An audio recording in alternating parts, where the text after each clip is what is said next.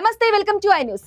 భారతీయ సాంకేతిక శక్తికి, డిజిటల్ వ్యవస్థకు అంతర్జాతీయంగా మరోసారి అరుదైన గౌరవం లభించింది.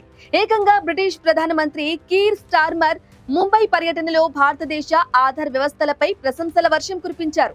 తమ దేశంలో ప్రవేశపెట్టనున్న కొత్త డిజిటల్ గుర్తింపు పథకం బ్రిట్ కార్డు కోసం ఆధార్ ను ఒక నమూనాగా ఉపయోగించాలని ఆయన ఆలోచిస్తున్నామని ప్రకటించారు. డిజిటల్ పౌర వ్యవస్థ ఇప్పుడు ప్రపంచానికి ఎలా ఆదర్శంగా నిలిచింది?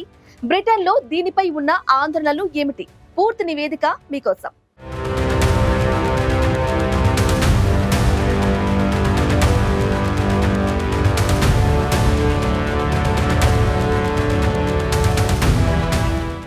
బ్రిటన్ ప్రధానమంత్రి కీర్ స్టార్మర్ ముంబై పర్యటన సందర్భంగా భారతదేశ ఆధార్ వ్యవస్థ పనితీరును అడిగి తెలుసుకున్నారు.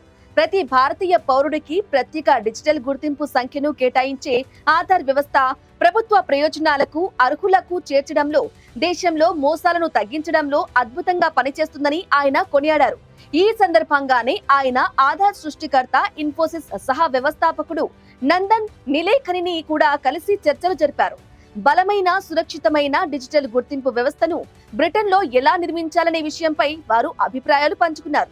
బ్రిటన్ ప్రభుత్వం ప్రవేశపెట్టాలని భావిస్తున్న బ్రిట్ కార్డు యొక్క ప్రధాన లక్ష్యం అక్రమ కార్మికులను నిరోధించడం, తద్వారా సరైన వ్యక్తులకు మాత్రమే ప్రభుత్వ సేవలు అందేలా చూడటం.